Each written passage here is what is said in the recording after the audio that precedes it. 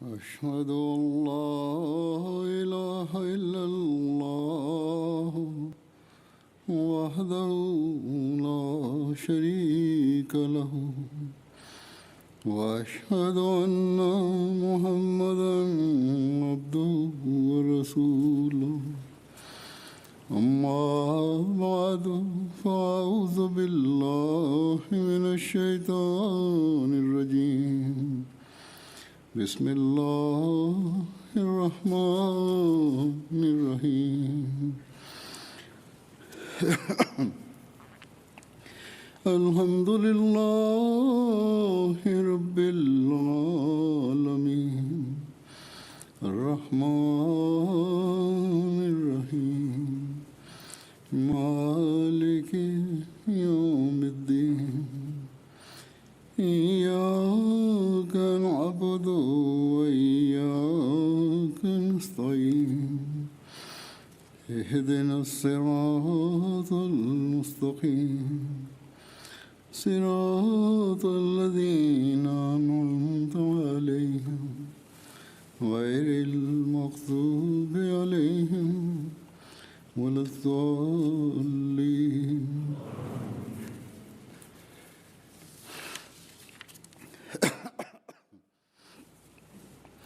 قل أمر ربي بالقسط وأقيموا وجوهكم عند كل مسجد وادعوه مخلصين له الدين كما بدأكم تعودون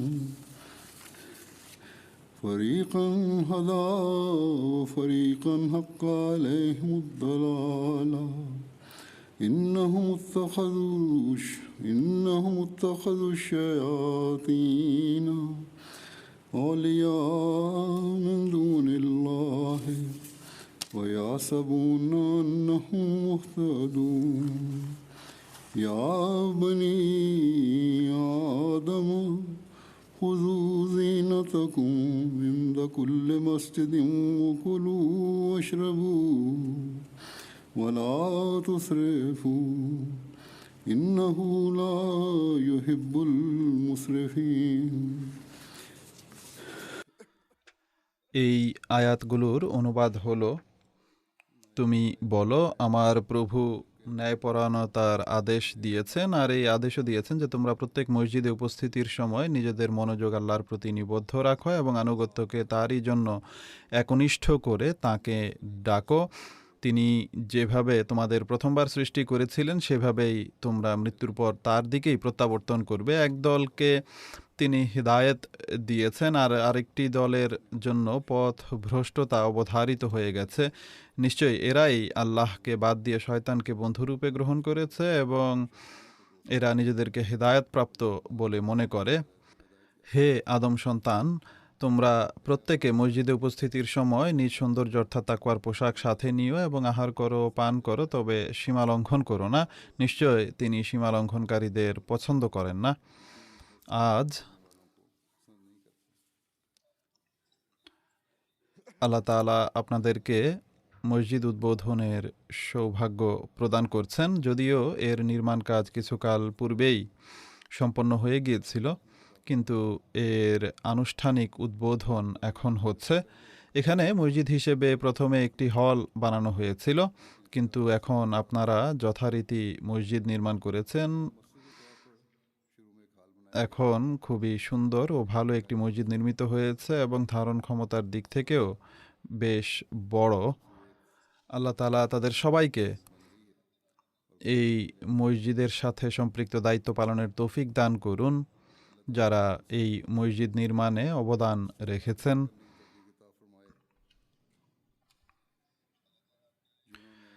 আপনারা এই মসজিদ কেবল আল্লাহ তাআলার সন্তুষ্টির খাতিরেই বানিয়ে থাকবেন, এটি আমার বিশ্বাস।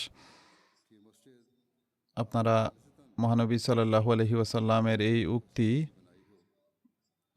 অর্থাৎ যেখানে তিনি বলেছেন যে ব্যক্তি আল্লাহ তাআলার সন্তুষ্টি অর্জনের লক্ষ্যে মসজিদ নির্মাণ করেছে তার জন্য আল্লাহ তাআলা জান্নাতে অনুরূপ গৃহ নির্মাণ করবেন, এ থেকে কল্যাণমণ্ডিত হন। আল্লাহ তাআলার সন্তুষ্টির খাতিরে নির্মিত মসজিদের প্রতি দায়িত্ব মসজিদ নির্মাণের পর শেষ হয়ে যায় না, বরং মানুষ তখনই আল্লাহ তাআলার সন্তুষ্টির যোগ্য হয় যখন সে তার নির্দেশাবলী পালন করে, তার ইবাদতের দায়িত্ব যথাযথভাবে পালন করে, বান্দার প্রাপ্য অধিকার প্রদান করে, বিশ্বস্ততা ও নিষ্ঠার সাথে ধর্মকে জাগতিকতার উপর অগ্রাধিকার প্রদান করে, নিজের বয়াতের অঙ্গীকারের প্রতি সুবিচার করে। আমরা সৌভাগ্যবান, কেননা আমরা যুগ ইমাম এবং মহানবী সাল্লাল্লাহু আলাইহি ওয়াসাল্লামের নিষ্ঠাবান দাসকে মান্য করেছি।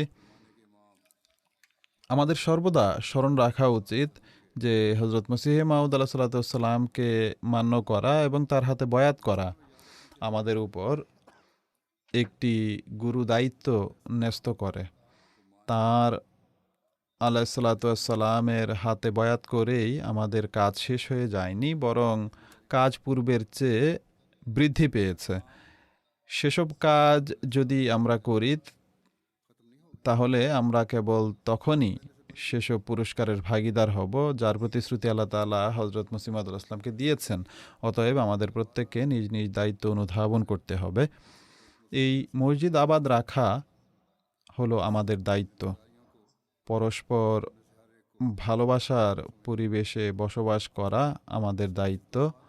সহনশীলতা ও ভ্রাতৃত্বের বাণী বিশ্বময় ছড়িয়ে দেয়া আমাদের দায়িত্ব।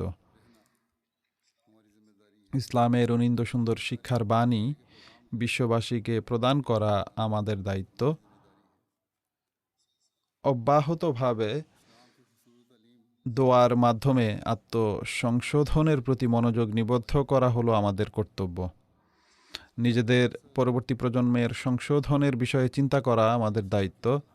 তবেই আমরা মসজিদের প্রাপ্য অধিকারও যথাযথভাবে প্রদানে সক্ষম হব। একবার হজরত মসিহ মাউদ আলাইহিস সালাম বলেন, কোথাও ইসলামকে পরিচিত করাতে চাইলে সেখানে একটি মসজিদ বানিয়ে দাও। এই মসজিদ নির্মাণের কল্যাণে বাহ্যিকভাবে অত্রাঞ্চলে ইসলাম পরিচিতি লাভ করবে। কোনো কোনো প্রতিবেশী এসেছেনও এবং তারা ভালো অভিমত প্রকাশ করেছেন। যদিও বর্তমানে অনেক মানুষের সমাগম, ভিড় এবং হইচই সত্ত্বেও কয়েকদিন হলো একান্ত মসজিদ সংলগ্ন একজন প্রতিবেশী সাক্ষাতের উদ্দেশ্যে এসেছিলেন, আর তিনি বলেছেন যে আমরা আনন্দিত যে আমরা আপনাদের মতো প্রতিবেশী পেয়েছি, কিন্তু আমাদেরকে অবশ্যই আমাদের প্রতিবেশীদের খেয়াল রাখতে হবে, আর অপ্রয়োজনীয় হইচই ও হট্টগোল এখানে করা উচিত নয়, আর আইনের গণ্ডিতে থেকে সমস্ত কাজ সমাধা করা উচিত। যা হোক, মসজিদের সাথে প্রতিবেশীরাও পরিচিত হবে, আর এখানে রাস্তা দিয়ে যাতায়াতকারীরাও জানতে পারবে। আর পরিচয়ের এই যে রাস্তা উন্মুক্ত হয়েছে, এতে আপনাদের তবলিগের পথও সুগম হবে। অতএব প্রত্যেক আহমদীকে ইসলামী শিক্ষার ব্যবহারিক দৃষ্টান্ত হতে হবে এবং হওয়া উচিতও বটে। দুনিয়া বা পৃথিবীর মানুষ যেন সুস্পষ্ট পার্থক্য দেখতে পায় যে এই জগৎ পূজারী সমাজে এমন মানুষও আছে যারা এই জগতে বসবাস করেও জাগতিক কাজকর্ম করা সত্ত্বেও ধর্মকে জাগতিকতার উপর অগ্রাধিকার প্রদান করে, আর নিজেদের সৃষ্টিকর্তা সর্বশক্তিমান খোদার সাথে সম্পর্ক বন্ধনে আবদ্ধ, আর সৃষ্টির প্রতি সহানুভূতিশীল এবং সৃষ্টির কাজে আসে। এই বিষয়গুলো যখন জগৎ পূজারীরা দেখে তখন তাদের মাঝে কৌতূহল জাগে, আর এগুলোই ইসলাম প্রচারের পথ সুগম করে। কাজেই এখন প্রত্যেক আহমদীকে পূর্বের তুলনায় আরও বেশি ইসলামী শিক্ষার ব্যবহারিক প্রতিফলন হতে হবে। আমি যে আয়াতগুলো পাঠ করেছি তাতেও মসজিদের সাথে সংশ্লিষ্টদের বিভিন্ন দায়িত্বের প্রতি আল্লাহ তাআলা দৃষ্টি আকর্ষণ করেছেন। সর্বপ্রথম আল্লাহ তাআলা বলেছেন যে ন্যায় বিচার প্রতিষ্ঠা করো। ন্যায় বিচার করা সম্পর্কে পবিত্র কুরআনের অন্যত্র আল্লাহ তাআলা বলেন যে কোনো জাতির শত্রুতাও যেন তোমাদেরকে ন্যায় থেকে বিরত না রাখে। যে ন্যায় প্রতিষ্ঠাকারীর মান এমন, তিনি অন্য কারো সম্পর্কে ভুল বা অন্যায় চিন্তা করতেই পারেন না, কারো ক্ষতি করার তো প্রশ্নই ওঠে না। বরং এমন মানুষ তো অন্যের উপকার করার সুযোগ খুঁজতে থাকবে। এমন অগ্রাধিকার প্রদানকারী যখন মানুষ হয়, তখন নিশ্চয় সমাজে এক পূর্ণ প্রভাব বিস্তার করে, আর এই পূর্ণ প্রভাবই পরবর্তীতে তবলিগের পথ উন্মুক্ত করে। অতএব আল্লাহ তাআলা সত্যিকার মুমিনদের মসজিদে যারা আসে তাদের সর্বপ্রথম মসজিদের বরাতে যে উপদেশ দিয়েছেন তা হলো মানুষের প্রাপ্য অধিকার প্রদানের ব্যবস্থা করো, এবং এক্ষেত্রে সবচেয়ে গুরুত্বপূর্ণ বিষয় হলো ন্যায় বিচার করা। আল্লাহ তাআলা যেখানে অন্যদের এবং শত্রুদের সাথেও ন্যায় বিচার করার আদেশ দিচ্ছেন, সেখানে আপনজনদের সাথে আমাদের কত বেশি হৃদ্যতাপূর্ণ পরিবেশে বসবাস করা উচিত। আর অবস্থা এমন হলে এ ধরনের লোকদের উপর আল্লাহ তাআলার স্নেহের দৃষ্টিও পড়ে। এমন মানুষ যখন নামাজের উদ্দেশ্যে মসজিদে প্রবেশ করে, তখন আল্লাহ তাআলা তাদের ইবাদত কবুল করেন। কিন্তু একজন মানুষ বাড়িতে তার স্ত্রীর সাথে যদি সদ্ব্যবহার না করে, সবসময় তাকে যদি তির্যক খোঁটা ও খোঁচার লক্ষ্যে পরিণত করতে থাকে, এছাড়া সন্তানরা যদি তার বিষয়ে ভীতত্রস্ত থাকে আর নিজ কর্ম দ্বারা সন্তানদের ধর্ম থেকে দূরে সরিয়ে দেওয়ার কারণ হয়, তাহলে এমন মানুষের জামাতি কাজ ও ইবাদত আল্লাহর সমীপে গ্রহণযোগ্যতার মর্যাদা রাখে না। এই দ্বিমুখী আচরণের কারণে মানুষ নিজেকে বই অন্য কাউকেই ধোঁকা দেয় না।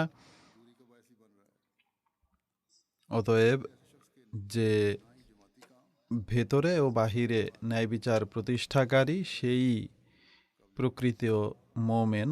ভেতর ও বাইরে যার কথা ও কাজ একরকম, এরাই সেসব লোক যারা সত্যিকার অর্থে মসজিদ আবাদ করার দাবি পূরণকারী, কেননা তাদের হৃদয় আল্লাহ তাআলার ভয়ে ভীত। কাজেই আমাদের দায়িত্ব হলো এই মানে উপনীত হওয়া। অন্যথায় কেবল মসজিদ বানানো এবং এখানে এসে নিজের মাথা থেকে তাড়াতাড়ি বোঝা নামানোর মতো করে নামাজ পড়ে নেওয়া কোনো গুরুত্ব রাখে না। আর মানুষ যখন এই মানে উপনীত হয়, তখন সে আল্লাহ তাআলার সমীপে নিষ্পাপ শিশুর ন্যায় হয়ে থাকে। তার পরিণতি শুভ হয়, কেননা সে আল্লাহ তাআলার প্রাপ্য প্রদানের পাশাপাশি বান্দার অধিকারও প্রদান করছে। অতএব এ বিষয়ে কারো গর্ব করা উচিত নয় যে আমি অনেক নামাজ পড়ি, 5 বেলা মসজিদে আসি আর জামাতের কাজও করছি, অতএব এটি যথেষ্ট। মহানবী সাল্লাল্লাহু আলাইহি ওয়াসাল্লাম বলেছেন, যে বান্দার অধিকার প্রদান করে না, সে আল্লাহ তাআলার প্রাপ্য প্রদান করে না। অতএব আমাদের কোনো আত্মতৃপ্তিতে মগ্ন হওয়া উচিত নয়। সেই হলো সত্যিকার ইবাদতকারী এবং মসজিদ আবাদকারী, যে নিজ হৃদয়ে আল্লাহ তাআলার ভয় ও ভীতি রেখে তাঁর নির্দেশাবলী মেনে চলে। পুনরায় আল্লাহ তাআলা জোর দিয়ে বলেছেন, তোমরা যদি আল্লাহ তাআলার নির্দেশাবলী না মানো, ধর্মকে শুধুই আল্লাহ তাআলার জন্য একনিষ্ঠ করে নিজের অবস্থার সংশোধন করার সর্বাত্মক চেষ্টা না করো এবং তওবা ও ইস্তেগফার করার প্রতি স্থায়ীভাবে মনোযোগ নিবদ্ধ না করো, তাহলে শয়তান তোমাদের উপর প্রাধান্য বিস্তার করবে অতএব আল্লাহ তাআলার সমীপে বিনত হয়ে তওবা ও ইস্তেগফার করার প্রতি স্থায়ীভাবে মনোনিবেশ করো। বর্তমানের এই বস্তুবাদী পরিবেশে তো এদিকে বিশেষভাবে মনোযোগ নিবদ্ধ করা প্রয়োজন। তখনই সফলতা অর্জিত হবে, আর তখনই একজন নিষ্পাপ শিশুর ন্যায় আল্লাহর দরবারে উপস্থিত হতে সক্ষম হবে। মুসলমানদের অবস্থা বিকৃত হওয়ার ফলে ইসলামের অধঃপতন শুরু হয়েছিল, যখন তারা ন্যায় বিচার ও ইবাদতকে লোক দেখানো বিষয় বানিয়ে নিয়েছে অথবা এর দাবি পূরণ করেনি।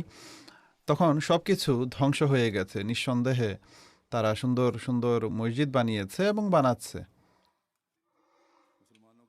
আর আহমদীদের মসজিদকে আজকাল পাকিস্তানে তো মসজিদ ভূপাতিত করার জোর তৎপরতা চলছে। এর কারণ হিসেবে তারা বলে আমাদের মসজিদগুলো যেন তাদের মসজিদের মতো না দেখায়, সেগুলোতে যেন মিনার না থাকে, সেগুলোতে যেন মেহরাব না থাকে। কিন্তু সেগুলোতে ইবাদুর রহমান সৃষ্টি হয়নি। এই বিষয়েই তারা গর্ববোধ করে যে আহমদীদের উপর আমরা নির্যাতন করছি, অথবা তাদের মন গড়া ধারণা অনুসারে আহমদীদেরকে সঠিক পথে পরিচালিত করার প্রতি বা এদিকে আকৃষ্ট করার চেষ্টা করছি। যা হোক, প্রথম যুগেও যেহেতু এই অধঃপতন ঘটেছিল, আর তাই জন্যই ঘটেছিল যে মসজিদগুলো কেবল বাহ্যিকভাবে আবাদ ছিল। কোনো কোনো জায়গায় অল্প কিছু সংখ্যক খাঁটি মুসলমানও দৃষ্টিগোচর হতো, কিন্তু সার্বিকভাবে অধঃপতন বিরাজ করছিল। অবশ্য এগুলো হওয়ারই ছিল, আর মহানবী সাল্লাল্লাহু আলাইহি ওয়াসাল্লামও এ সম্পর্কে অবহিত করেছিলেন। কিন্তু এই অন্ধকার যুগের পর আলোর যে যুগ হজরত মসিহে মাউদ আলাইসাল্লাতুসাল্লামের আগমনের মাধ্যমে এসেছে, আর মহানবী সাল্লাল্লাহু আলাইহি ওয়াসাল্লামের যে নিষ্ঠাবান দাসের হাতে আমরা ধর্মকে জাগতিকতার উপর প্রাধান্য দেয়ার এবং পবিত্র কোরআনের বিধিনিষেধ মেনে চলার অঙ্গীকার করে বয়াত করার সৌভাগ্য লাভ করেছি, তাই যেভাবে আমি বলেছি আমাদের অবস্থার প্রতি আমাদের অনেক মনোযোগ দিতে হবে। ও আহমদীদের মসজিদের অবস্থা যেন আমাদের মসজিদগুলোর না হয়, এ সম্পর্কে হজরত আলী রাদিয়াল্লাহু তাআলা আনহু-এর একটি রেওয়ায়েত রয়েছে যে মহানবী সাল্লাল্লাহু আলাইহি ওয়াসাল্লাম বলেন, অচিরেই এমন এক যুগ আসবে যখন ইসলামের নাম ছাড়া আর কিছুই অবশিষ্ট থাকবে না, পবিত্র কোরআনের শব্দ ব্যতীত আর কিছুই বাকি থাকবে না। আর সেই যুগের লোকদের মসজিদগুলো বাহ্যিকভাবে আবাদ হলেও হেদায়েত শূন্য থাকবে। তাদের আলেমরা হবে আকাশের নিচে বসবাসকারী নিকৃষ্টতম জীব। তাদের মধ্য থেকেই নৈরাজ্যের সূচনা হবে এবং তাদের মাঝেই তা ফিরে যাবে। বর্তমানে আমরা এসব কিছুই অধিকাংশ মুসলমানদের মসজিদগুলোতে লক্ষ্য করছি। অতএব বর্তমানে আমরা যে অবস্থা প্রত্যক্ষ করছি তা আমাদেরকে সতর্ক করে। এগুলোতে নৈরাজ্য ও বিশৃঙ্খলা ছাড়া আর কিছুই নেই। যেভাবে আমি পূর্বেও বলেছি, শুধুমাত্র এই কথার উপর জোর দেয়া হয় যে জামাতের মসজিদগুলোর মিনার ভেঙে ফেলো। তারা মসজিদ বলে না, বরং উপাসনালয় বলে। এদের মেহরাব ভেঙে ফেলো। এছাড়া ধর্মের আর কোনো সেবা তাদের নেই, কোনো ন্যায় বিচার নেই। যাই হোক, এই বিষয়গুলো আমাদেরকে নিষ্ঠার সাথে মসজিদ এবং বান্দাদের অধিকার প্রদান করার রীতি শিখায়। হজরত মসিহে মাউদ আলাইসাল্লাম এই আয়াতগুলোর প্রথমটির ব্যাখ্যা করতে গিয়ে বলেন যে ইসলামের বাহ্যিক ও দৈহিক দিকটিতেও দুর্বলতা এসে গেছে। ইসলামী সাম্রাজ্যগুলোর সেই শক্তি ও প্রতাপ অবশিষ্ট নেই, আর অভ্যন্তরীণভাবেও সেই বিষয় যা মুখলিসিন আলাহুদ্দিন এ শেখানো হয়েছিল তার দৃষ্টান্ত দেখা যায় না। অভ্যন্তরীণভাবে ইসলামের অবস্থা অত্যন্ত দুর্বল হয়ে গেছে, আর বহিরাগত আক্রমণকারীরা ইসলামকে নিশ্চিহ্ন করে দিতে চায়। তাদের দৃষ্টিতে মুসলমানরা কুকুর এবং শূকরের চেয়েও নিকৃষ্ট। তাদের উদ্দেশ্য ও সংকল্প হল ইসলামকে ধ্বংস করা এবং মুসলমানদের বিনাশ করা। এখন খোদার কিতাব ব্যতীত এবং তার সাহায্য উজ্জ্বল নিদর্শন ছাড়া তাদের মোকাবেলা করা সম্ভব নয়। আর এ উদ্দেশ্যেই খোদা তাআলা নিজ হাতে এই জামাত প্রতিষ্ঠা করেছেন। সুতরাং এমন পরিস্থিতিতে এখন আমরা হজরত মসিহে মাউদ আলাহ সাল্লামের মান্যকারীরাই রয়েছে, যারা যদি বয়াতের দাবি পূর্ণ করে নিজেদের অবস্থাকে পবিত্র কোরআনের শিক্ষা অনুযায়ী সংশোধন না করে এবং নিজেদের অবস্থার উপর সর্বদা দৃষ্টি না রাখে, তাহলে আমরা তাদের অন্তর্ভুক্ত হতে পারবো না যারা ইসলামের পুনরুজ্জীবনের এই যুগে নিজেদের বয়াতের দাবি পূরণ করার ছিল। আমরাই সেসব লোক যারা ইসলামের হারানো সম্মান পুনঃপ্রতিষ্ঠা করবে। হজরত মসিহে মাউদ আলাহ সাল্লাম যে চিত্র অঙ্কন করেছেন তা খুবই ভয়ঙ্কর চিত্র, আর বাস্তবেও আমরা এমনটিই দেখি। বিশ্ববাসীকে আমাদের জানাতে হবে যে তোমরা যারা ইসলাম এবং মুসলমানদের অত্যন্ত তুচ্ছ জ্ঞান করো এবং তোমাদের দৃষ্টিতে এরা পশুর চেয়েও নিকৃষ্ট, কিন্তু স্মরণ রেখো এরাই সেসব লোক যাদের শিক্ষার অনুসরণের মাঝে পৃথিবীর অস্তিত্বের নিশ্চয়তা নির্ভরশীল। সুতরাং পূর্ণ আত্মবিশ্বাসের সাথে এবং আল্লাহ তাআলার সামনে বিনয়াবনত হয়ে তার অনুগ্রহ যাচনা করে জগৎবাসীকে আমাদের পথ দেখানোর কাজ করে যেতে হবে। কোনো যুবক এক যুবক প্রশ্ন করেছে যে আমরা কিভাবে এমন লোকদের মোকাবিলা করতে পারি যারা আমাদের বিদ্রূপ করে। তাকে আমি এটিই বলেছিলাম যে আত্মবিশ্বাস সৃষ্টি করো এবং এই বিশ্বাসের উপর প্রতিষ্ঠিত থাকো যে বর্তমানে পৃথিবীর স্থায়িত্বের নিশ্চয়তা আমাদের হাতেই নিহিত, কেননা আমরা সেই মসিহে মাউদ এবং মহানবী সাল্লাল্লাহু আলাইহি ওয়াসাল্লামের প্রকৃত প্রেমিকের অনুসারী, যাকে আল্লাহ তাআলা জগৎবাসীকে নতুন জীবন দেওয়ার জন্য প্রেরণ করেছেন, যাকে মহানবী সাল্লাল্লাহু আলাইহি ওয়াসাল্লামের আনিত শিক্ষাকে প্রচার ও প্রসার দেওয়ার জন্য আল্লাহ তাআলা প্রেরণ করেছেন। আর এখন তার সাথে সম্পৃক্ত হওয়ার মাধ্যমেই ইহকাল ও পরকাল সুন্দর সুনিশ্চিত হতে পারে। বিশ্ববাসীকে জানান যে তোমরা পার্থিব চাকচিক্য উন্নতিতেই আনন্দিত হয়ে যেও না।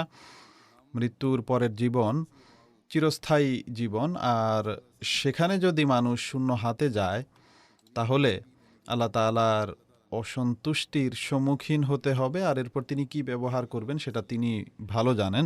কিন্তু একই সাথে এই বিষয়টিও আমাদের দৃষ্টিপটে রাখতে হবে যে যদি জগৎবাসীকে সকল খুঁটিনাটি তুলে ধরে সতর্ক করতে হয়, তাহলে আমাদের প্রতিটি কথা ও কাজ যেন এই শিক্ষাসম্মত হয়, আমাদের ইবাদতের মান যেন উন্নত হয়,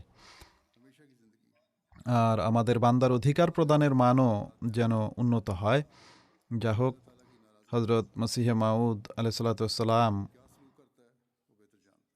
ইসলাম এবং মুসলমানদের চিত্র অঙ্কন করতে গিয়ে আরও বলেন যে ইসলাম যে বিষয়ের নাম, বর্তমানে তাতে পার্থক্য চলে এসেছে, সমস্ত ঘৃণ্য চরিত্র ছেয়ে গেছে, অর্থাৎ যা কিনা উন্নত চরিত্র তা অধপাতে গিয়েছে, আর সেই নিষ্ঠা যার উল্লেখ মুখলিসিন আলাহুদ্দিনে করা হয়েছে তা আকাশে উঠে গেছে।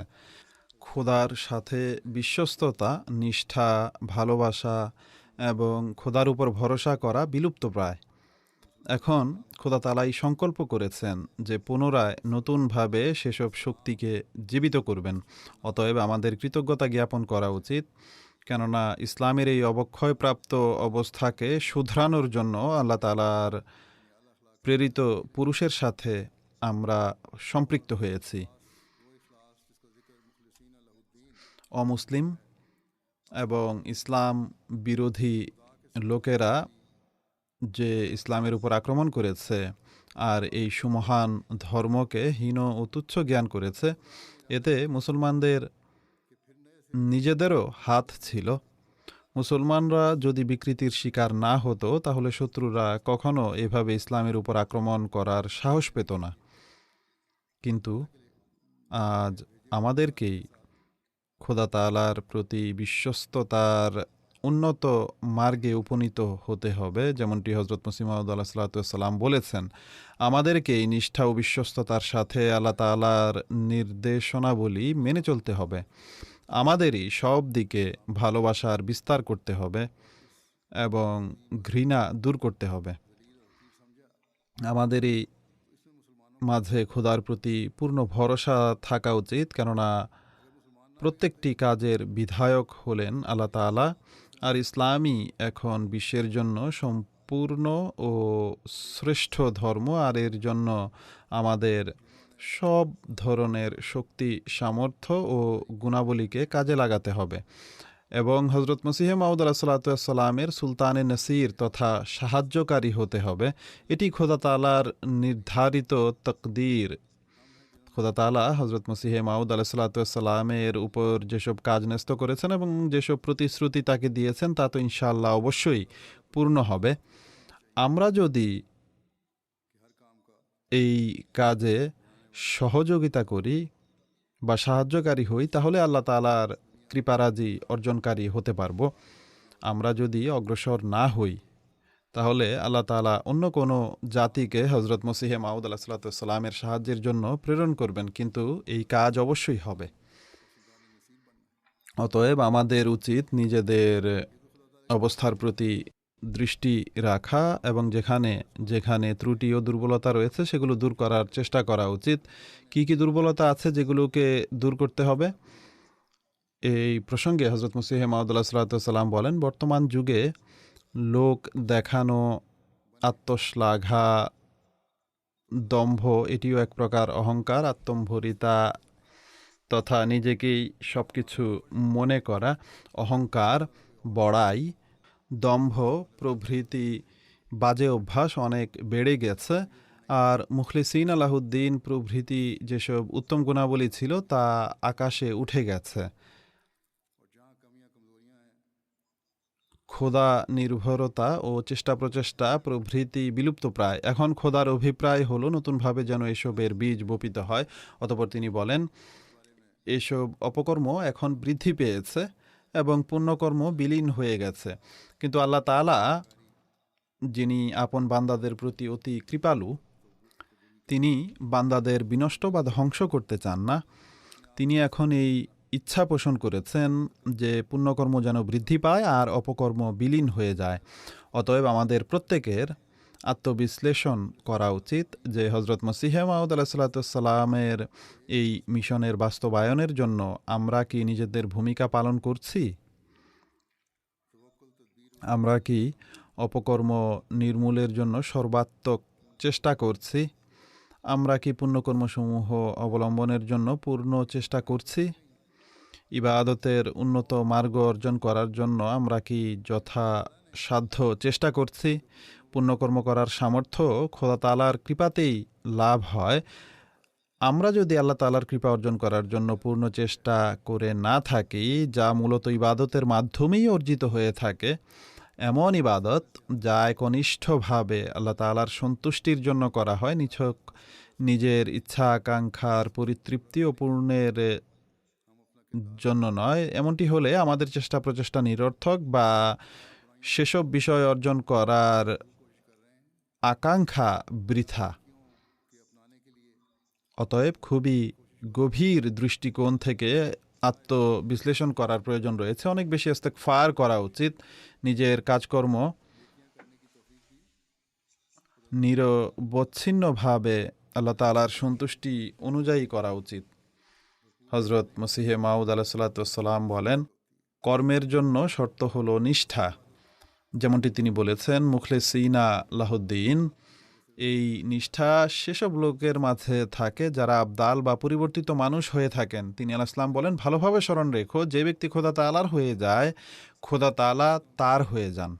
সুতরাং এটি সেই রহস্য যা আত্মস্থ করা প্রয়োজন। আমরা নিজেরা খোদা তাআলার অধিকার আদায় করি না আর বলে দেই যে খোদা তাআলা আমাদের দোয়া শুনেন না। কিছু লোকের এই অভিযোগ থেকে থাকে।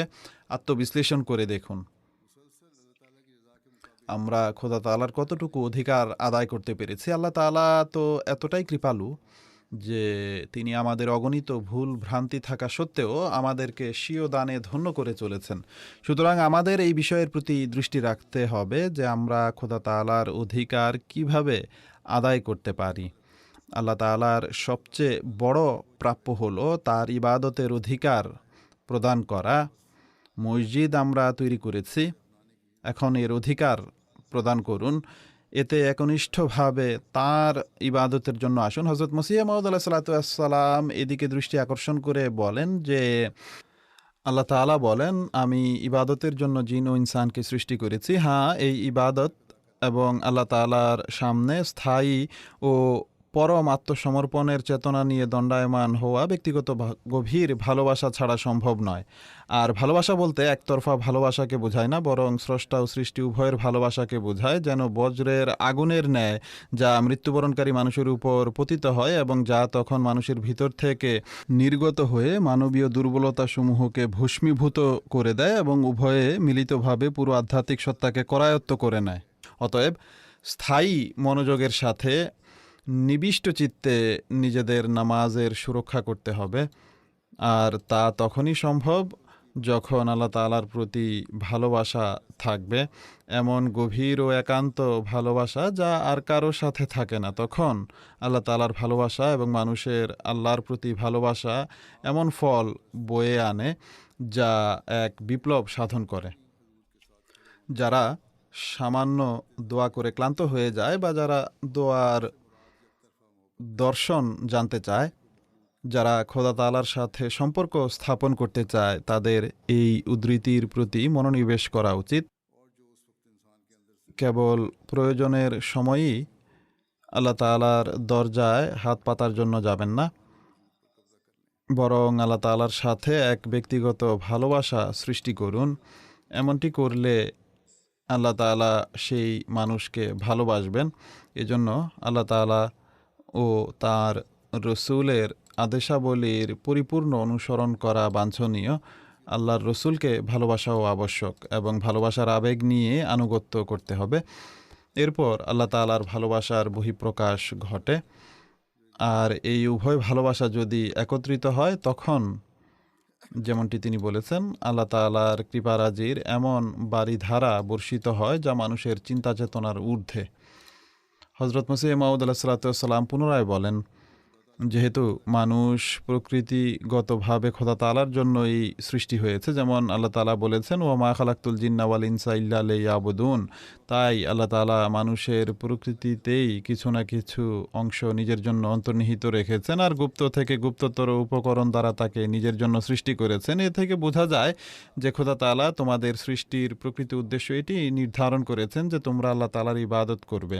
কিন্তু যারা নিজেদের এই প্রকৃত ও স্বভাবগত উদ্দেশ্যকে পরিত্যাগ করে জীবজন্তুর ন্যায় জীবনের উদ্দেশ্য কেবল পানাহার এবং নিদ্রা যাপনকে মনে করে, তারা খোদা তাআলার অনুগ্রহ থেকে বঞ্চিত হয়ে যায় আর তাদের জন্য খোদা তাআলার কোনো দায় দায়িত্ব থাকে না। যে জীবনের জন্য তিনি দায়িত্ব নেন তা হলো ওয়ামা খালাকতুল জিন্না ওয়াল ইনসা ইল্লা লিয়াবুদুন, এর উপর ঈমান আনয়ন করে জীবনের মোড় পরিবর্তন করে নেয়া, অর্থাৎ পরিপূর্ণরূপে এর উপর আমল করা এবং ইবাদতকে নিজের উদ্দেশ্য ও জ্ঞান বানিয়ে নেয়া। তিনি বলেন, মৃত্যুর কোনো ভরসা নেই, তোমরা এই বিষয়টি অনুধাবন করে নাও। তোমাদেরকে সৃষ্টি করার পেছনে খোদা তাআলার উদ্দেশ্য হলো তোমরা তার ইবাদত করবে এবং তোমরা তারই হয়ে যাবে। এই বস্তু জগৎ যেন তোমাদের লক্ষ্য উদ্দেশ্য না হয়ে যায়। তিনি আলাইহিস সালাম বলেন, আমি এই বিষয়টি বারবার এই জন্য বর্ণনা করি কেননা আমার মতে এই একমাত্র উদ্দেশ্যেই মানুষ পৃথিবীতে এসেছে, অথচ এটি থেকেই সে যোজন যোজন দূরে অবস্থান করছে। আমি এটি চাই না, তিনি বলেন যে আমি এটি চাই না যে তোমরা জাগতিক ব্যবসা বাণিজ্য পরিত্যাগ করো আর স্ত্রী সন্তানকে পরিত্যাগ করে কোনো জঙ্গলে বা পাহাড়ে গিয়ে উপবেশন করো। ইসলাম এটিকে বৈধ জ্ঞান করে না। জাগতিক ব্যবসা বাণিজ্য করো, স্ত্রী সন্তানদের অধিকারও প্রদান করো, এটি ইসলামের শিক্ষা। তিনি বলেন, সন্ন্যাস ব্রত অবলম্বন করা ইসলামের উদ্দেশ্য নয়। ইসলাম তো মানুষকে কর্মঠ, চৌকস ও সোচ্চার দেখতে চায়। এজন্য আমি বলবো, তোমরা পুরো চেষ্টা ও সাধনার সাথে ব্যবসা বাণিজ্য করো। হাদিসে বর্ণিত হয়েছে, যার জায়গা জমি রয়েছে সে যদি তা যথাযথ চাষাবাদের চিন্তা না করে তবে সে জিজ্ঞাসিত হবে। সুতরাং কেউ যদি এর এই অর্থ গ্রহণ করে যে সে জাগতিক কর্মকাণ্ড ছেড়ে দেবে, তবে সে ভুল করে। এমনটি করা উচিত নয়। প্রকৃত বিষয় হলো এটি নিশ্চিত করা যে এই সকল ব্যবসা বাণিজ্য যা তোমরা করে থাকো তার পেছনে উদ্দেশ্য যেন খোদা তাআলার সন্তুষ্টি হয়, আর তার অভিপ্রায় থেকে বিচ্যুত হয়ে নিজের স্বার্থ এবং আবেগকে প্রাধান্য দিও না। সুতরাং এটি অত্যন্ত চিন্তা ভাবনার বিষয়। তিনি অত্যন্ত বেদনা ভরা কণ্ঠে বলছেন, আমি বারবার এদিকে মনোযোগ আকর্ষণ করছি। এই বিষয়টি ভুলে যেও না যে তোমাদের জীবনের উদ্দেশ্য কি। যদি আমরা হজরত মসিহে মাউদ আলাহ সাল্লাতামের হাতে বয়াতের দাবি করে নিজেদের জীবনের উদ্দেশ্যকে ভুলে যাই, তবে আমাদের বয়াত মূল্যহীন, আমাদের বুলি ফাঁকা। সুতরাং প্রত্যেক আহমদীকে এই বিষয়ে গভীর অভিনিবেশ করা আবশ্যক। ভাবুন, আত্মজিজ্ঞাসা করুন এবং চিন্তা করুন যে পুরো দিনে কত মিনিট খোদা তাআলার ইবাদতে ব্যয় করে থাকেন। কয়েক মিনিটে নামাজ আদায় করে, আর তাও কিছু বুঝে আর কিছু না বুঝে, আমরা কি আমাদের সৃষ্টির উদ্দেশ্য অর্জন করতে সক্ষম হব? খোদা তাআলা আমাদেরকে জাগতিক কাজ করতে নিষেধ করেন না, বরং একজন প্রকৃত মুমিনের কাছে তার কাজকর্মে, ব্যবসায়, কৃষিতে সাফল্যের পরম মার্গে পৌঁছার আশা রাখেন। কিন্তু পাশাপাশি এটিও বলেন যে এইসব জাগতিক কর্মকাণ্ডের পাশাপাশি নিজ সৃষ্টির উদ্দেশ্যকে ভুলে যেও না। নিজ নামাজের সুরক্ষা করবে। ভালো কথা, মসজিদ নির্মাণ করেছ, কিন্তু এর বাহ্যিক সৌন্দর্যে গর্বিত হয়ে যেও না, বরং এর প্রকৃত সৌন্দর্য যা সত্যিকারের ইবাদতকারীদের মাধ্যমে সৃষ্টি হয় সেদিকে দৃষ্টি দাও। তাকওয়ার পথে অগ্রসর হও এবং তাকওয়ার মান অর্জন করার চেষ্টা করো। আর যখন তা অর্জিত হবে, তখনই তোমরা নিজেদেরকে প্রকৃত ইবাদতকারী বলতে পারবে। অতঃপর আল্লাহ তাআলা বলেন যে প্রকৃত ইবাদতকারীদের কাজ হলো বাহ্যিক ও অভ্যন্তরীণ পরিচ্ছন্নতার ব্যবস্থা করা। এজন্য নামাজ আদায়কারীদের জন্য সার্বজনীন নির্দেশ হচ্ছে নিজ পোশাক পরিচ্ছন্ন রাখো, প্রত্যেক নামাজের পূর্বে ওযু করো, কেননা বাহ্যিক পরিচ্ছন্নতা মানুষের অভ্যন্তরীণ অবস্থার উপরও প্রভাব বিস্তার করে। ওযু করলে মানুষ এমনিতেও সতেজ, সজাগ হয়ে যায় এবং নামাজে সঠিক মনোযোগ থাকে। অতঃপর নামাজের নির্দেশের পাশাপাশি একটি নির্দেশ এটিও রয়েছে যে পানাহার করো, কিন্তু অপচয় করো না। এর একটি সাধারণ অর্থ হলো সুষম খাবার খাওয়া।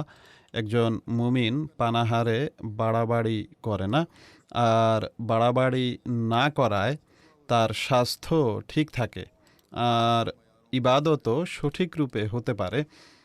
দ্বিতীয় অর্থ এটিও যে প্রকৃত মুমিন ব্যক্তির জীবনের উদ্দেশ্য কেবলমাত্র পানাহার করা আর ঘুমিয়ে থাকা নয়, কেননা এটিকে আল্লাহ তাআলা নিম্ন প্রজাতির অর্থাৎ জীবজন্তুর বৈশিষ্ট্য বলে উল্লেখ করেছেন। আমি সবেমাত্র হজরত মুসলিম মাউদ আলাইহিস সালামের উদ্ধৃতি পড়েছি, তাতেও তিনি আলাইহিস সালাম সুস্পষ্ট করেছেন যে এটি জীবজন্তুর বৈশিষ্ট্য।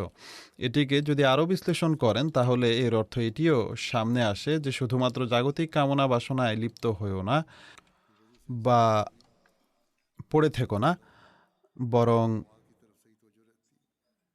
নিজ সৃষ্টির উদ্দেশ্যকে অনুধাবন করো।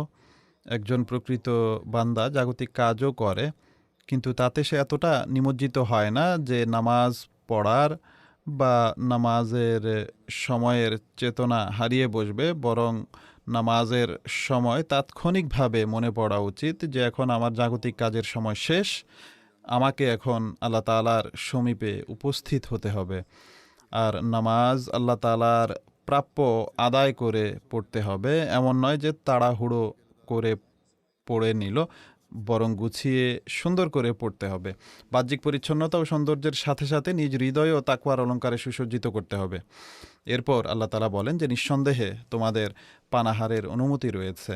প্রত্যেক পবিত্র ও স্বাস্থ্যকর বস্তু তোমাদের জন্য সৃষ্টি করা হয়েছে এবং তা বৈধ। ব্যবসা বাণিজ্য ও জাগতিক কাজকর্ম করার অনুমতি রয়েছে, কিন্তু এসব বিষয় যদি আল্লাহ তাআলার ইবাদতে বাধা হয়ে দাঁড়ায়, মসজিদে যাবার ও ইবাদত করার কথা তোমাদের ভুলিয়ে দেয়, তবে তা সীমালঙ্ঘন। আর আল্লাহ তাআলা বাড়াবাড়ি পছন্দ করেন না। মানুষ বলে যে 5 বেলা নামাজ ফরজ করে দিয়েছেন, এ কেমন কথা? বর্তমান যুগে এটি অত্যন্ত কঠিন কাজ।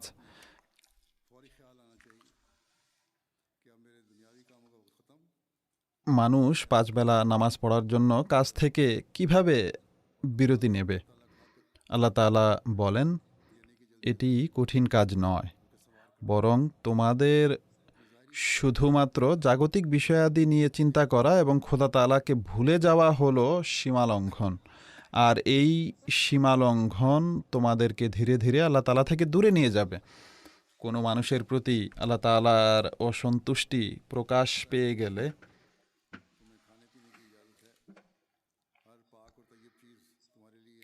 তার আর কিছুই বাকি থাকে না। সে দাবি করতে পারে যে আমি মুসলমান, আমি আহমদী, আমি মহানবী সাল্লাল্লাহু আলাইহি ওয়াসাল্লামের নির্দেশ অনুসারে যুগের ইমামের হাতে বয়াত করেছি, কিন্তু তার কর্মকাণ্ড তাকে আল্লাহ তাআলার বিরাগ ভাজন করছে। অতএব আল্লাহ তাআলা অত্যন্ত ভারসাম্যপূর্ণ শিক্ষা দিয়েছেন যে জাগতিক আয় উপার্জনও করো, কিন্তু ধর্মকেও সর্বদা দৃষ্টিপটে রাখো, এক্ষেত্রে সীমালঙ্ঘন করো না। প্রকৃত মুমিন সেই যে ধর্মকে জাগতিকতার উপর প্রাধান্য দেয়, আর যখন একজন মানুষ প্রকৃতই ধর্মকে জাগতিকতার উপর প্রাধান্য দেয়, তখন আল্লাহ তাআলা তার জন্য রিজকের নিত্য নতুন সব পথ উন্মুক্ত করে দেন এবং তার কাজকর্মেও বরকত দান করেন।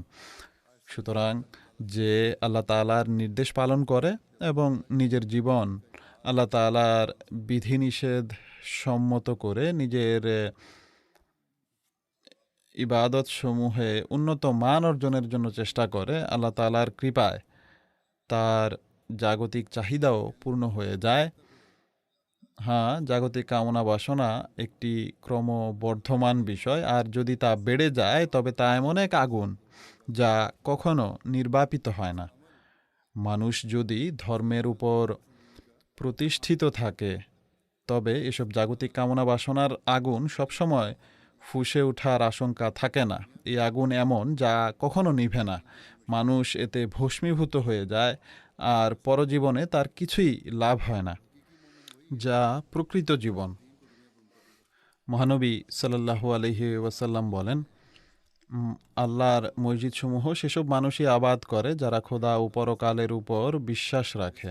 সুতরাং আমাদেরকে সেসব বিশ্বাসীদের অন্তর্ভুক্ত হতে হবে যারা মসজিদ আবাদকারী। মসজিদ আবাদকারীদের চিহ্ন হলো তারা এক নামাজ শেষে পরবর্তী নামাজের অপেক্ষায় থাকে যে কখন সময় হবে এবং আমরা নামাজে যাব। সুতরাং এটি হলো মসজিদ নির্মাণের উদ্দেশ্য, যে মসজিদ আবাদ করতে হবে এবং জানতে হবে যে কিভাবে আমরা তা আবাদ করতে পারি। সুতরাং এই মসজিদ নির্মাণের পর এটিকে আবাদ করার দায়িত্ব স্থানীয় লোকদের, আর এটি আল্লাহ তাআলার কৃপারাজিকে আকর্ষণ করার, নিজেদের সংশোধন করার ও নিজেদের ভবিষ্যৎ প্রজন্মকেও খোদা তাআলার সাথে যুক্ত করার উপায়। নতুবা বর্তমান যুগের চাকচিক্য আমাদের সন্তানদের ধর্ম থেকে দূরে নিয়ে যাবে। তাই শৈশব থেকেই তাদের মসজিদের সাথে সম্পৃক্ত করা ও ধর্মের গুরুত্ব সম্পর্কে বলা প্রয়োজন, আর এটি বাবা মা উভয়েরই দায়িত্ব। সেই সাথে এই কথাও স্মরণ রাখবেন যে যেমনটি আমি পূর্বেও বলেছি, মসজিদ নির্মিত হবার ফলে ও এখন উদ্বোধন হবার কারণে জামাতের পরিচিতি আরও বাড়বে, মসজিদ এবং ইসলামের পরিচিতি বাড়বে, ফলে তাবলীগের নতুন পথ উন্মুক্ত হবে এবং গণসংযোগও বৃদ্ধি পাবে। সুতরাং এই সুযোগকে কাজে লাগিয়ে ইসলাম এবং আহমদিয়াতের বাণী পৌঁছানো প্রত্যেক আহমদীর কর্তব্য। হজরত আকদাস মসিহে মাউদ আলাইহিসসালাম বলেন, বর্তমানে আমাদের জামাতের জন্য অনেক মসজিদের প্রয়োজন। এটি প্রকৃতপক্ষে আল্লাহর ঘর। যে গ্রাম বা শহরে আমাদের মসজিদ প্রতিষ্ঠিত হবে, ধরে নাও সে স্থানে জামাতের উন্নতির ভিত রচিত হয়ে গিয়েছে। তবে শর্ত হলো মসজিদ প্রতিষ্ঠায়, তিনি বলেন যে শর্ত হলো মসজিদ প্রতিষ্ঠায় উদ্দেশ্য আন্তরিক যেন হয়। কেবলমাত্র আল্লাহ তাআলার সন্তুষ্টির উদ্দেশ্যে যেন মসজিদ নির্মিত হয়। সুতরাং যেমনটি হযরত মসিহে মাউদ আলাইহিসসালাম বলেছেন, মসজিদ প্রতিষ্ঠার মাধ্যমে জামাতের উন্নতির ভিত রচিত হয়ে গিয়েছে। যদি এখানকার আহমদীদের চেষ্টা প্রচেষ্টা আন্তরিক হয় এবং ইবাদতের মান সুউচ্চ হয়, তবে ইনশাআল্লাহ আপনারা ধরে নিতে পারেন যে এখানে জামাতের উন্নতির ভিত এখন রচিত হয়ে গিয়েছে। সুতরাং নিজেদের ইবাদত এবং নিষ্ঠার মানকে উন্নত করতে থাকুন। নিজেদের পরবর্তী প্রজন্মের মাঝেও এই নিষ্ঠা এবং দোয়ার তাৎপর্য এবং ইবাদতের গুরুত্ব সৃষ্টি করতে থাকুন। তাহলে আমরা এই পার্থিব জগতের প্রতি আসক্ত লোকদের মাঝেও এক বিপ্লব সাধিত হতে দেখব। হযরত মসিহ মাউদ আলাইহিসসালাম বলেন, মসজিদের আসল সৌন্দর্য এর বাহ্যিক নির্মাণ শৈলীর সাথে সম্পৃক্ত নয়, বরং সেই নামাজিদের সাথে সম্পৃক্ত যারা নিষ্ঠার সাথে নামাজ আদায় করে। আল্লাহ তাআলা সবাইকে তৌফিক দিন তারা যেন আন্তরিকতার সাথে নামাজ আদায়কারী হতে পারেন এবং এই মসজিদ আবাদকারী হতে পারেন। আল্লাহ তাআলা আমাদের দোয়া ও ইবাদত সমূহকেও কবুল করুন। लेकिन शर्त यह है कि क़याम मस्जिद में फरमाया, शर्त यह है कि क़याम मस्जिद में नीयत बाखलास हो, महज लिल्लाह उसे किया जाए। बस जैसा कि हज़रत मसीह मौऊद अलैहिस्सलाम ने फरमाया है, मस्जिद से जमात की तरक्की की बुनियाद पड़ गई। अगर यहाँ के अहमदियों की कोशिशें इखलास से होंगी, इबादतों के मयार होंगे, तो इंशाअल्लाह जमात की तरक्की की यहाँ भी समझेंगे बुनियाद पड़ गई है। अब बस अपनी इबादतों और इखलास के मयार बढ़ाते चले जाएं, अपनी नस्लों में भी इस इखलास और दुआ की अहमियत और इबादत की अहमियत को मुंतकिल करते चले जाएं। तो इस मादी दुनिया के दिलदादों में भी हमें इनकलाब पैदा होता देखेंगे। हज़रत मसीह मौऊद अलैहिस्सलाम फरमाते हैं, मस्जिदों की असल ज़ीनत इमारतों के साथ नहीं है, बल्कि उन नमाजियों के साथ है जो इखलास के साथ नमाज़ पढ़ते हैं। अल्लाह ताला सबको तौफीक दे कि वो इखलास के साथ नमाज़ें पढ़ने वाले हों और इस मस्जिद को आबाद करने वाले हों। अल्लाह ताला हमारी दुआओं और इबादतों को भी कबूल फरमाए।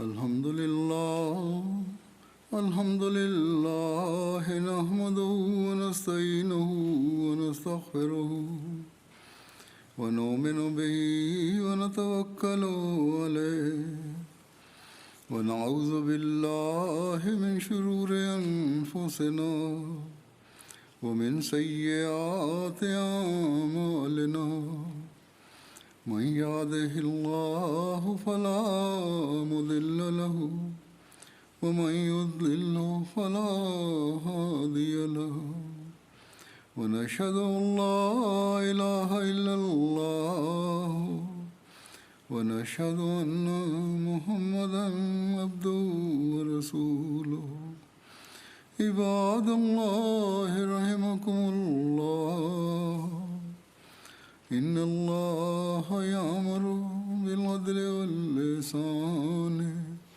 وإيتاء ذي القربى وينهى عن الفحشاء والمنكر والبغي يعظكم لعلكم تذكرون اذكروا الله يذكركم وادعوه يستجب لكم ولذكر الله أكبر